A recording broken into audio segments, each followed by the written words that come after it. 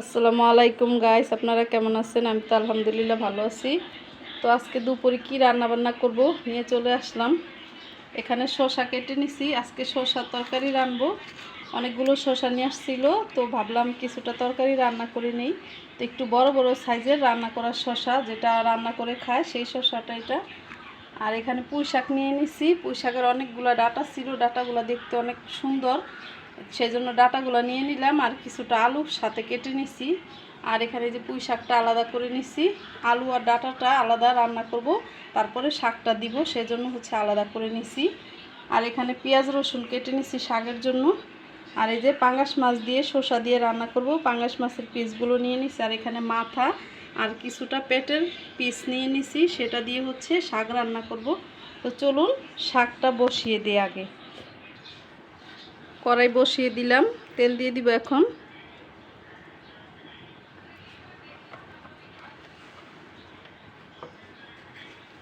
রসুন কুচি দিয়ে দিলাম, পেঁয়াজ কুচিটা দিয়ে দিলাম।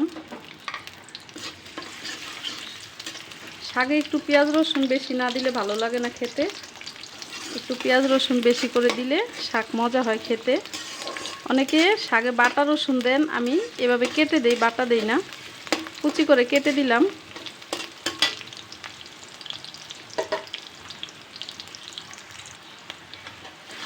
পেঁয়াজটা একটু ভেজে নিলাম, একটু আদা রসুনের পেস্ট দিয়ে দিব, অল্প একটু।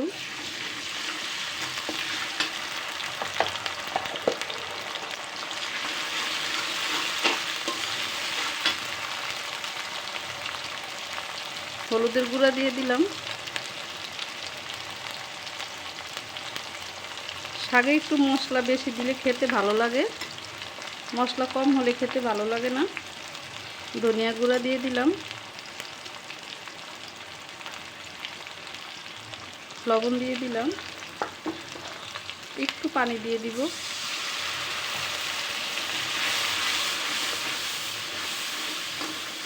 মশলাটা একটু কষিয়ে নিই। মশলাটা কষানো হয়ে গেছে, আমি মাছগুলো দিয়ে দিব। একটু পানি দিব মাছটা কষানোর জন্য।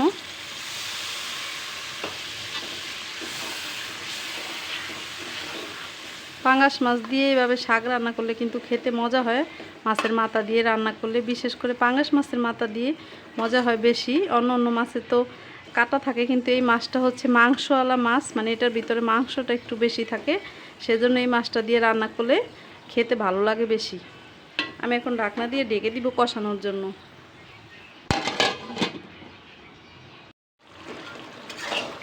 মাছটা কষানো হয়ে গেছে, দেখুন একদম সেদ্ধ হয়ে গেছে মাছ। এখন আমি ডাঁটা আর আলুটা দিয়ে দিব মাছের সাথে। আলু আর ডাঁটাটাকে একটু কষিয়ে নিব।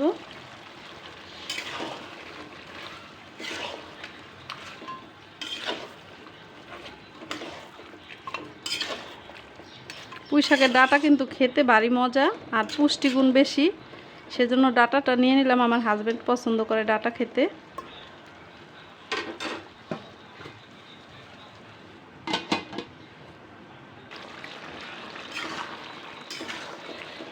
ডাঁটা আর আলুটা সেদ্ধ হয়ে গেছে, এখন আমি দিয়ে দিব শাকগুলো।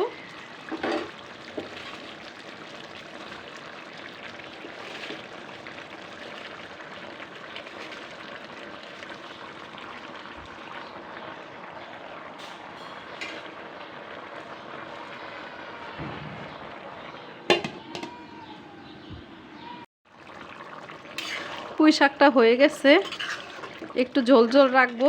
আলু দিছি, দেখুন কি সুন্দর হয়েছে। শাকটা একদম মিশে গেছে সব কিছু একসাথে, মাথাটাও একদম গলে গেছে।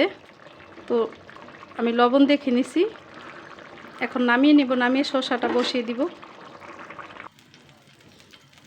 তাওয়াটা বসিয়ে দিছি, মাছগুলোই যে লবণ হলুদ মাখিয়ে নিছি এখন দিয়ে দিব।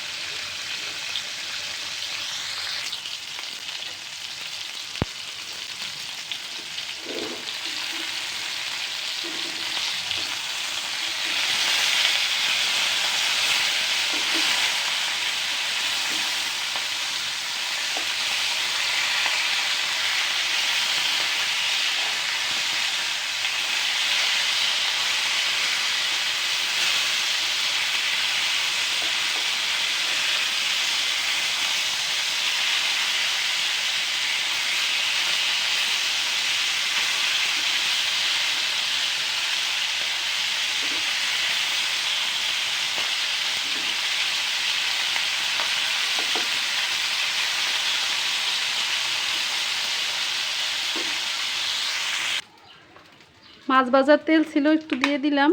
আর একটু তেল দিয়ে শসার তরকারিটা বসিয়ে দিব। পেঁয়াজ কুচি দিয়ে দিলাম।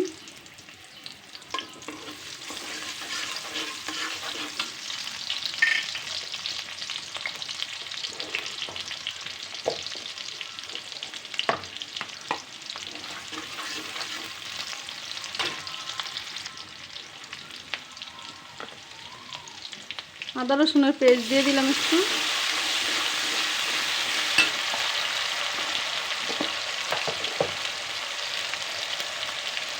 হলুদের গুঁড়া দিয়ে দিলাম।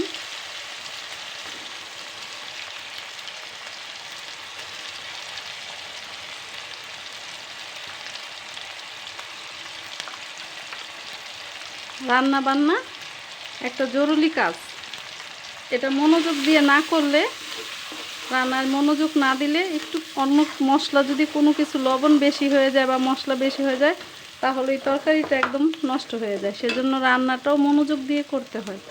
আপনি যে কোনো কাজ করবেন মনোযোগ সহকারে না করলে ওই জিনিসটা কিন্তু ভালো হয় না, নষ্ট হয়ে যায়। সেজন্য রান্নাটাও মনোযোগ সহকারে করতে হয়। মশলাটা আমি তেলের উপরে একটু কষিয়ে নিলাম। এখন শসাগুলো দিয়ে দিই।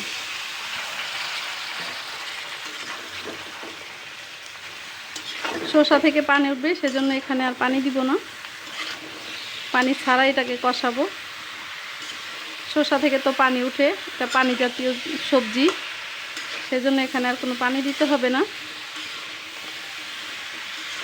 আমাদের বিড়ালটা তো মরে গেছে, তো আমাদের পাশের বিল্ডিংয়ে একটা বিড়াল আছে 3 তলায়। বিড়ালটা মানে কি বলবো, এত লক্ষ্মী, এত ভদ্র, ভালো, মানে মনে হয় ও ভাবে যে এটা না, এটা ওদের বাড়ি, ওদের ঘর। ও এরকম ভাবে যে এটা নাকি ওরই বাড়ি, ওরই ঘর।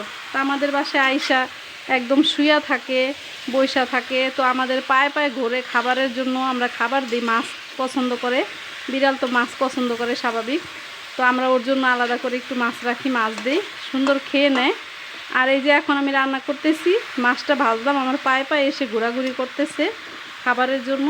তো আমি বললাম বসো, মাছটা ভাজা হইলে তোমাকে দিব। সুন্দর করে বসে আছে, মানে কি বলবো, একদম মানুষের মতো। আমি আপনাদেরকে দেখাবো, এখন দেখাই, দাঁড়ান। এই যে দেখুন কি সুন্দর করে বসে আছে। তো আমাদের বাসায় আসলে পাকের রুমে আমার এই ফ্রিজটার সাথে এইখানে এসে বসে থাকে। তো ম্যাও ম্যাও করতেছে। মিনি, মিনি মাছ খাবে? মিনি, মিনি শুয়ে রইছো বাবা? ভালো লাগে না? মাছ খাবে, মাছ খাবে, মাছ খাবে তুমি? দেখছেন কি সুন্দর করে বসে আছে, নেজটা লড়ায়। এই যে কি বলবো, মানে অনেক লক্ষ্মী এই বিড়ালটা। মানে কি বলবো, মানে ওর ভালো বললে মানে কম হবে। ও এতটা ভালো, এতটা লক্ষ্মী। খাবারেও মুখ দেয় না, কোনো কিছুতে মুখ দেয় না। আমাদের বাসায় আইসা এখানে শুয়ে থাকবে সব সময়। আর হচ্ছে যখন ওর বাবা আসবে ঘরে, ওর বাবার পিছন পিছন ঘুরবে, পায়ে পায়ে ঘুরবে, পায়ে পাড়া দিবে, লেন্স দিয়ে বাড়ি দিবে, মানে ঘেঁষাঘেঁষি করবে, মানে আমাকে খাবার দাও। তো ও হচ্ছে খাবার দিলে চুপ হয়ে যায়। আর রাত্রে 2টা 1টা পর্যন্ত আমাদের বাসায় থাকে, তারপরে হচ্ছে যায়। মানে এতটা ভালো ওই বিড়ালটা। তো পালে হয়েছে একজন, আর আমাদের বাসায় আইসা থাকে, মানে এখানে আদর ভালোবাসা পায়, এই জন্য আইসা থাকে। তো বাচ্চাদের মতো, বাচ্চারাও যেখানে আদর ভালোবাসা পায় সেখানেই আইসা থাকে। তো এই বিড়ালটাও ঠিক সেরকমই। তো কি বলবো, ওর বাবু পেটে বিড়ালটার। তো বলছি ওর যদি বাবু হয় তখন সেখান থেকে আমরা একটা বাবু নিয়ে আসবো আমাদের বাসায় পালার জন্য। 2টা বিড়াল আনলাম, একটা বিড়ালও তো মানে থাকলো না, অসুস্থ হয়ে মারা গেল। দেখি লাস্টে এই বিড়ালটা থেকে একটা বাচ্চা আনবো, দেখি থাকে নাকি। কি বলবো আর, আমার শরীরটা কাঁপতেছে। আমাদের বাড়ির সামনের বাড়িতে একটা ছেলেরে, মানে কি বলবো, আমার কথা বলতে পারতেছি না, আমার শরীরটা এরকম কাঁপতেছে। রাস্তায় ইচ্ছা মতনে কে যেন কোবাইছে, জানি না কে কোবাইছে, রক্ত দিয়ে একদম পুরা বাইসা গেছে গা। আল্লাহ ছেলেটারে বাঁচা, আল্লাহ ছেলেটারে রক্ষা করুক। মানে কি বলবো, এক্ষুনি ছেলেটা আমার সামনে দিয়ে হাইটা গেল, রাস্তায় যাওয়ার সাথে সাথে কোবাই একদম ফালা ফালা করে হালাইছে ছেলেটারে। সবাই দোয়া করবেন আল্লাহ ওরা যেন ভালো করে দেয়, সুস্থ করে দেয়। কি অবস্থা, মানুষ দিনকাল কি হয়েছে দেখেন। মানুষ এইভাবে কোবাইতে পারে? চোখের সামনে ছেলেটার এইভাবে কোবাইছে, কি বলবো আর।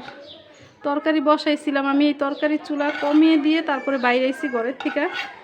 ওর আম্মু বাসায় নাই, ওর বাবা বাসা নাই, মানে কেউ নাই, শুধু ওর বউটা বাসায় ছিল। ওর বউ এখন গেছে হসপিটাল, মানুষে নিয়ে গেছে। মানুষের সাথে মানুষের শত্রুতামি থাকলে মানুষ এইভাবে কাউকে মারতে পারে? আমার জানা ছিল না মানুষ এতটা খারাপ। আল্লাহ ওদের সবাইকে হেদায়েত দান করুক, সবাই হেদায়েত করুক। কি বলবো আর।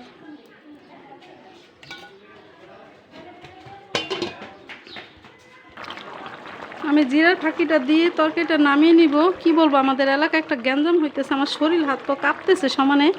কি ছেলেটার অবস্থা নাকি খুবই খারাপ, একদম গরদানটা নাকি খুবই একদম নামিয়ে দিছে, মানে এরকম অবস্থা। ওর মা বাড়িতে নেই, আল্লাহ ওরে হেদায়েত দিক, আল্লাহ ওরে বাঁচিয়ে রাখুক, দোয়া করে ওর মার বুকটাও বড় থাকুক। কি বলবো, শরীরটা অনেক খারাপ লাগতেছে। আজকে ভিডিওটা এখানে শেষ করে দিলাম। সবাই ভালো থাকবেন,